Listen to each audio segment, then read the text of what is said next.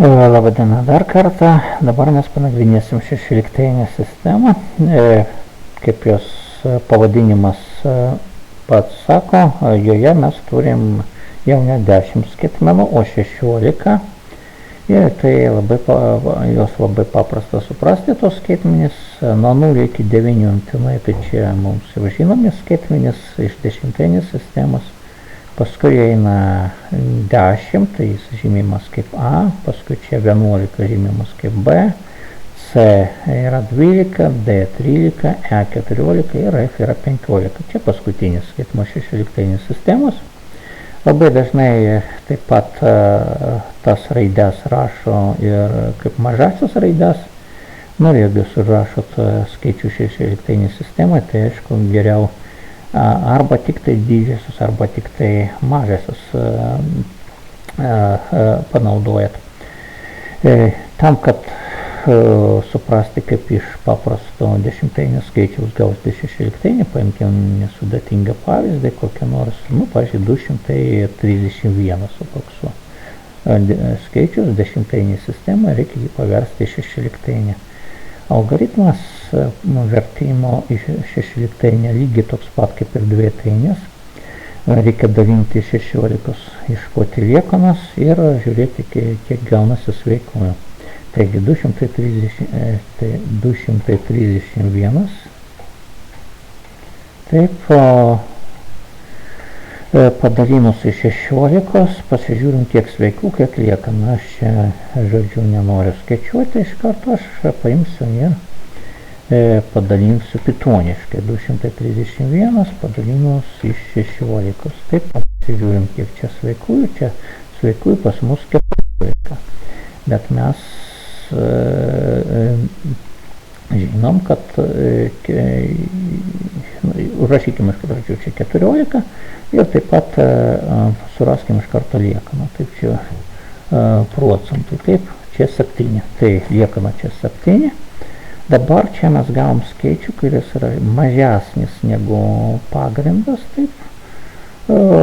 Ir praktiškai čia būtų jau viskas. Tai va, mes galim bandyti užrašyti mūsų šitą dešimtinį skaičių šešioliktinį sistemą. Į ką reikėtų atkreipti dėmesį, kad čia mes matom 14, bet iš tikrųjų, jeigu norim užrašyti šešioliktinį, tai mes turim jį užrašyti kaip E. Taip, reiškia, čia pas mus iš tikrųjų yra niekas kitas kaip E. Taip, ir dabar rašom viską atvirkščiai.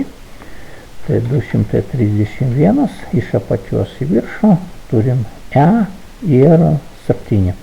Ir rašykim, kad čia pas mus yra šešioliktinė sistema.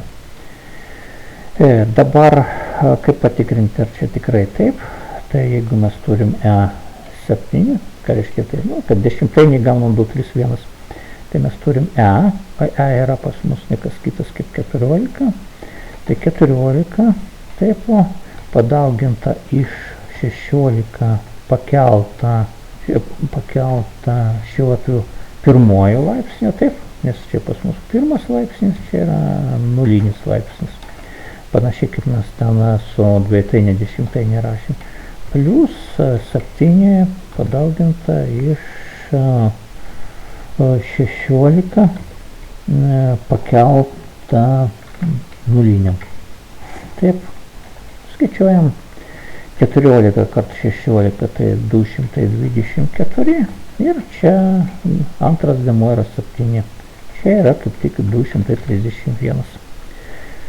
Taigi mes išvertėm šitą skaičių į šešioliktinį ir paskui išvertėm atgal ir gaunam lygiai tą patį skaičių. Taip, ką dar norėtųsi papasakoti iš šešioliktinės sistemos. Labai naudinga būna žinoti, kaip iš šešioliktinės paversti į dviejinę ir atvirkščiai tokio veiksmą. Taip, ypatingai tai svarbu kompiuterių architektūrai. Kaip šitą padaryti, mes pažiūrėsim kitam pavyzdį, kitam filmuke.